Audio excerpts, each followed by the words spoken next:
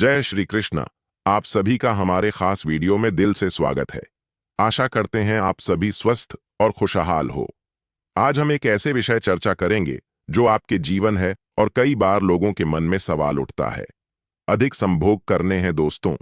संभोग यानी से हमारे जीवन एक और जरूरी हिस्सा है। यह केवल शारीरिक बल्कि मानसिक और भावनात्मक जुड़ाव का महत्वपूर्ण माध्यम है। लेकिन जब इस प्रक्रिया को जरूरत से ज्यादा किया जाता है तो इसके कुछ फायदे और नुकसान दोनों हो सकते हैं। इस वीडियो में हम आपको बताएंगे अधिक संभोग करने के संभावित फायदे, इसके शरीर और मन पर पड़ने वाले, और आखिर में इससे बचने के उपाय और नुकसान। तो दोस्तों, इस वीडियो को पूरा देखें और इसे अंत तक समझें, क्योंकि यह जानकारी आपके जीवन में संतुलन लाने में मदद कर सकती है। अब बिना समय गवाए चलिए इस विषय पर विस्तार से चर्चा शुरू करते हैं मित्रों। उससे पहले आपसे एक हाथ जोड़कर छोटा सा निवेदन करता हूं। आप भी भगवान भोलेनाथ के सच्चे भक्त हैं तो कमेंट बॉक्स में ओम नमः शिवाय देखते हुए वीडियो को लाइक और चैनल को सब्सक्राइब अवश्य करें। मित्रों, एक बार गरुड़ देव, जो भगवान विष्णु के वाहन हैं, पृथ्वी लोक पर भ्रमण कर रहे थे। अपने इस भ्रमण के दौरान उन्होंने मनुष्यों के जीवन को बड़े ध्यान से देखा। उन्होंने पाया कि कई मनुष्य संभोग को अपनी आदत बना चुके हैं और इसे आवश्यकता से अधिक कर रहे हैं। इससे उनके शरीर और मन पर नकारात्मक प्रभाव पड़ रहा था।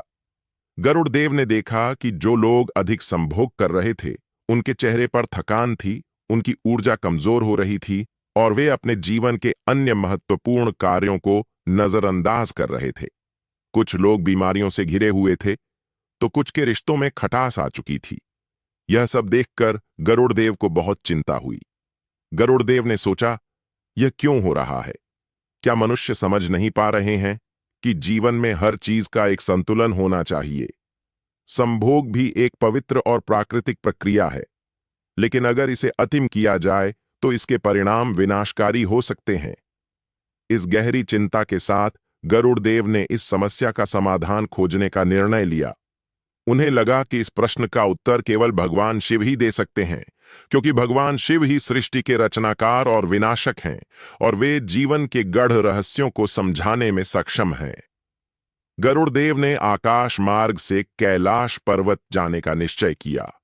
अपनी तीव्र गति से उड़ते हुए वे हिमालय के बर्फीले पहाड़ों को पार करते हुए शिवलोक पहुंचे। उनके मन में कई सवाल थे और वे जल्द से जल्द भगवान शिव से इसका उत्तर जानना चाहते थे। कैलाश पर्वत के दिव्य वातावरण में पहुंचकर गरुड़ देव ने भगवान शिव को ध्यानमग्न अवस्था में देखा।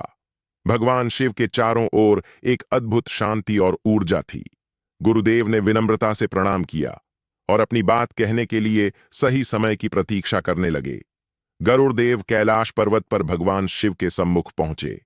भगवान शिव गहरी ध्यानमग्न अवस्था में थे और उनके चारों ओर एक दिव्य आभा फैली हुई थी। गरुड़ देव ने बड़े आदर और श्रद्धा के साथ अपने हाथ जोड़कर भगवान शिव को प्रणाम किया और शांत खड़े हो गए। भगवान शिव ने धीरे धीरे अपनी आंखें खोलीं। उनके चेहरे पर एक शांत मुस्कान थी और उनकी उपस्थिति में गरुड़ देव को एक गहरी शांति का अनुभव हुआ। भगवान शिव ने देव की ओर देखा और मधुर वाणी में कहा, गरुड़, तुम इतने चिंतित और गंभीर क्यों दिख रहे हो? क्या बात है जो तुम्हें मेरे पास लेकर आई है? गरुड़ देव ने विनम्रता से उत्तर दिया, हे महादेव, आप तो त्रिकालदर्शी हैं और सब जानते हैं। मैं पृथ्वी लोक पर भ्रमण कर रहा था और मैंने कुछ ऐसा देखा जो मुझे गहराई से विचलित कर गया है। भगवान शिव ने कहा, गरुड़, बिना झिझक अपनी बात कहो, तुम्हारी जिज्ञासा का समाधान अवश्य होगा। गरुड़ देव ने धीरे धीरे अपनी बात रखनी शुरू की। उन्होंने कहा, हे महादेव, पृथ्वी लोक पर मैंने देखा कि मनुष्य संभोग को आवश्यकता से अधिक कर रहे हैं। यह उनकी आदत बन गई है और इसके कारण उनके जीवन में कई तरह की समस्याएं उत्पन्न हो रही हैं। मैंने देखा कि जो लोग अधिक संभोग कर रहे हैं वे शारीरिक और मानसिक रूप से कमजोर हो रहे हैं। उनके शरीर थके हुए लगते हैं। उनके चेहरों पर निराशा और थकावट दिखाई देती है। वे अपने जीवन के अन्य महत्वपूर्ण कार्यों को भूल चुके हैं और केवल भौतिक सुखों की ओर आकर्षित हो गए हैं। कुछ लोगों के रिश्ते बिगड़ रहे हैं तो कुछ लोग गंभीर बीमारियों का शिकार हो रहे हैं। यह सब देखकर मेरे मन में यह सवाल उठा कि संभोग जैसी प्राकृतिक प्रक्रिया जो जीवन के लिए आवश्यक है, क्यों इन मनुष्यों के लिए विनाशकारी हो रही है? गरुड़ देव ने एक पल रुककर अपनी बात को और स्पष्ट करते हुए कहा, हे महादेव, मैं समझना चाहता हूं कि ऐसा क्यों हो रहा है। संभोग तो जीवन का एक अभिन्न हिस्सा है, फिर क्यों इसकी अधिकता मनुष्यों के लिए हानिकारक बन जाती है? कृपया मुझे इसका रहस्य समझाएं। भगवान शिव ने गरुड़ देव की बात बड़े ध्यान से सुनी। उन्होंने गरुड़ की जिज्ञासा और चिंता को समझा और अपनी आंखें बंद कर कुछ पल ध्यान किया। गरुड़ देव भगवान शिव की प्रतिक्रिया का इंतजार कर रहे थे। भगवान शिव ने अपनी आंखें खोलीं और गरुड़ देव की ओर देखकर गंभीर स्वर में बोले, गरुड़, तुम्हारा प्रश्न बहुत गुण है और इसका उत्तर केवल बाहरी नहीं बल्कि भीतर की सच्चाई में छिपा है। संभोग जीवन का एक महत्वपूर्ण पहलू है, लेकिन इसका उद्देश्य और इसकी सीमाओं को समझना आवश्यक है।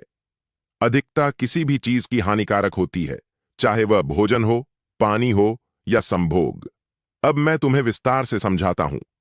भगवान शिव ने गरुड़ देव की जिज्ञासा को शांत करने के लिए सहज और सरल शब्दों में अपनी बात शुरू की।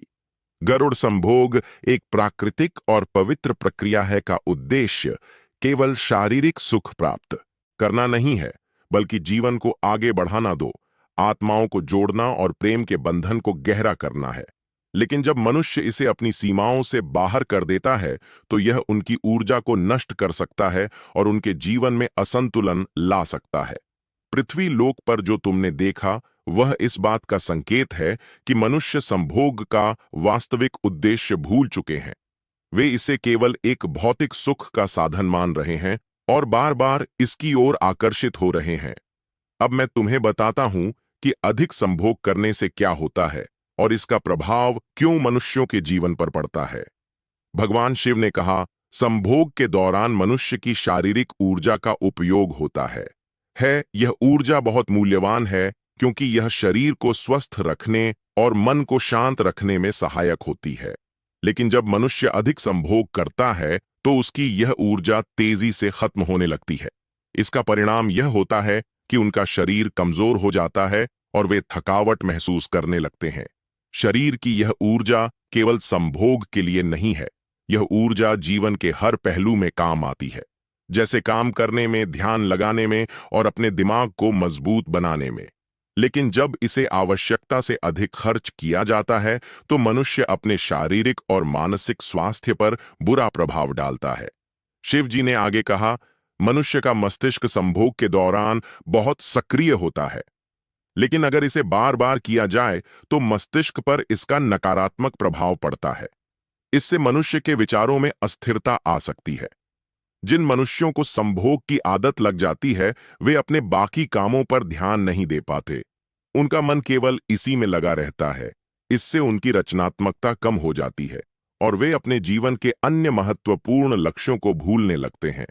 शिवजी ने कहा, गरुड़ संभोग का असली उद्देश्य दो आत्माओं को जोड़ना है, लेकिन जब इसका अधिक उपयोग किया जाता है तो रिश्तों में समस्याएं आने लगती हैं। दोनों साथी एक दूसरे से केवल शारीरिक सुख की अपेक्षा करते हैं और भावनात्मक जुड़ाव कमजोर पड़ने लगता है। यह स्थिति रिश्ते में झगड़े, असदोष और दूरियों का कारण बनती है। इसलिए रिश्ते में संतुलन बनाए रखना बहुत जरूरी है। भगवान शिव ने समझाया, जब मनुष्य अधिक संभोग करता है तो उसका शरीर कमजोर हो जाता है। इससे उसकी रोग प्रतिरोधक क्षमता कम हो जाती है। ऐसे मनुष्य जल्दी बीमार पड़ने लगते हैं। इसके अलावा अधिक संभोग करने से जननांगों में संक्रमण और अन्य समस्याओं का खतरा भी बढ़ जाता है। इसलिए इसे सीमित और संतुलित रखना ही बुद्धिमानी है। भगवान शिव ने गंभीर स्वर में कहा, गरुड़ संभोग केवल शरीर से नहीं, आत्मा और मन से भी जुड़ा है। जब मनुष्य इसे बार बार करता है तो उसकी आध्यात्मिक ऊर्जा भी क्षीण होने लगती है।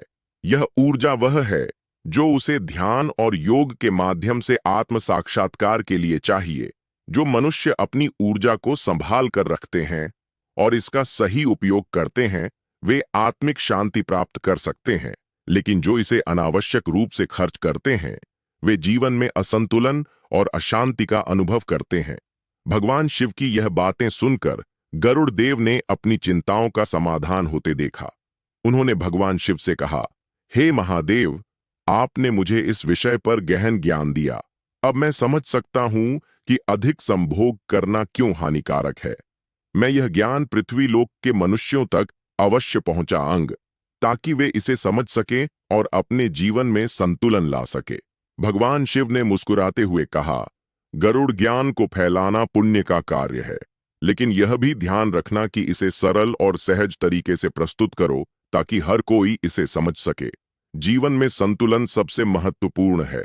संभोग भी जीवन का हिस्सा है, लेकिन इसे केवल जरूरत और मर्यादा के अनुसार ही करना चाहिए। भगवान शिव ने गरुड़देव को एक कथा सुनाई जो मनुष्यों के जीवन में संभोग के प्रभाव को सरल तरीके से समझाने के लिए थी।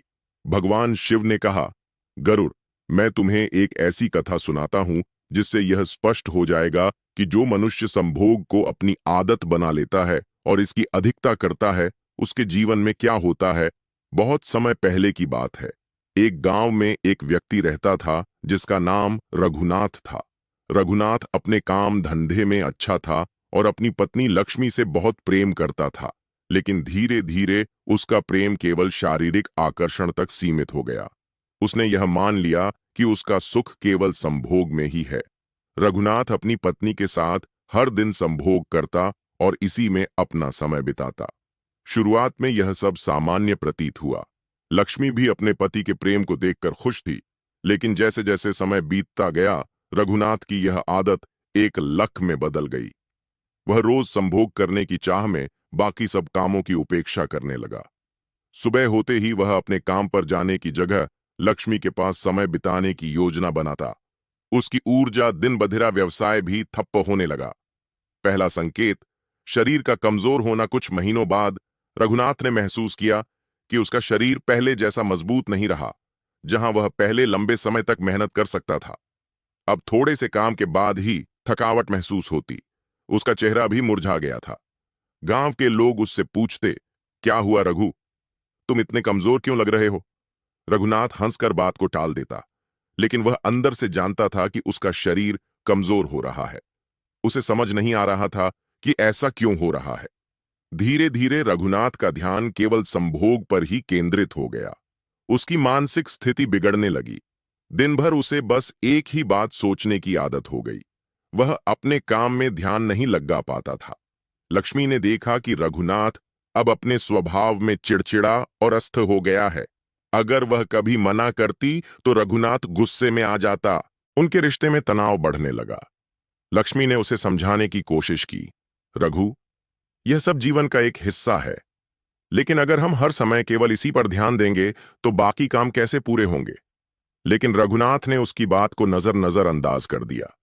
रघुनाथ की यह लत अब उसकी आर्थिक स्थिति पर भी असर डालने लगी। उसकी दुकान जो कभी गांव में सबसे अच्छी मानी जाती थी, अब खाली रहने लगी। ग्राहक धीरे धीरे दूर होने लगे। गांव के लोग अब उसका मजाक बनाने लगे। वह जहां भी जाता, लोग फुसफुसाना का संतुलन ही खो चुका है। कुछ समय बाद रघुनाथ को गंभीर बीमारियां होने लगी। उसका शरीर इतना कमजोर हो गया कि वह बिस्तर से उठ भी नहीं पाता था। उसकी पत्नी लक्ष्मी ने उसकी बहुत सेवा की, लेकिन अब वह भी थक चुकी थी। रघुनाथ ने महसूस किया कि उसकी इस आदत ने न केवल उसका शरीर और मन खराब कर दिया, बल्कि उसके रिश्ते, समाज में उसकी प्रतिष्ठा और उसकी संपत्ति को भी नष्ट कर दिया। एक दिन गांव में एक साधु आए। लक्ष्मी ने उन्हें अपने घर बुलाया और रघुनाथ की स्थिति बताई। साधु ने रघुनाथ को देखा और मुस्कुराकर कहा, पुत्र, तुम्हारी यह स्थिति तुम्हारी अपनी आदतों का परिणाम है। संभोग जीवन का हिस्सा है, लेकिन यह जीवन का उद्देश्य नहीं है। जीवन में संतुलन रखना सबसे जरूरी है। रघुनाथ ने साधु की बातें सुनी और अपनी गलतियों को समझा। उसने साधु से वचन लिया कि अब वह अपने जीवन में संतुलन लाएगा। भगवान शिव ने कहा, गरुड़, इस कथा से हमें यह समझ में आता है कि संभोग का अधिक प्रयोग मनुष्य के जीवन में शारीरिक, मानसिक और सामाजिक असंतुलन ला सकता है। इसे आवश्यकता और मर्यादा में रखना ही सही है। गरुड़ देव ने भगवान शिव का धन्यवाद किया और यह कथा याद रखते हुए पृथ्वी लोक पर लौट आए। यदि आप हमारे चैनल पर नए हैं तो हमारे चैनल को सब्सक्राइब करना ना भूलें और साथ ही बेल आइकन को दबा लें ताकि हमारी हर नई और प्रेरणादायक कहानी आप तक सबसे पहले पहुंच सके। हम आपके लिए ऐसी ही ज्ञानवर्धक और रोचक कथाएं लेकर आते रहेंगे जो न केवल आपके जीवन को प्रेरणा देंगी बल्कि आपके सोचने के नजरिए को भी बदलेगी। आपको यह कथा कैसी लगी? अगर यह कथा आपको अच्छी लगी हो और इससे आपको कुछ सीखने को मिला हो तो इसे अपने दोस्तों और परिवार के साथ जरूर शेयर करें। हो सकता है यह जानकारी उनके जीवन में भी बदलाव लाने का माध्यम बन जाए। हमारा उद्देश्य यही है कि हम सब मिलकर एक ऐसा समाज बनाएं जहां संतुलन, ज्ञान और समझदारी के साथ जीवन जिया जा सके। आपकी एक छोटी सी भागीदारी, चाहे वह इस वीडियो को शेयर करना हो या इस पर अपनी राय देना हो, हमारे लिए बहुत मायने रखती है। तो दोस्तों, इस वीडियो को लाइक करें और कमेंट करके जरूर बताएं कि आपको यह कथा कैसी लगी। आपकी राय और सुझाव हमें और बेहतर बनाने में मदद करेंगे। धन्यवाद और अगली बार फिर मिलेंगे एक नई और प्रेरणादायक कहानी के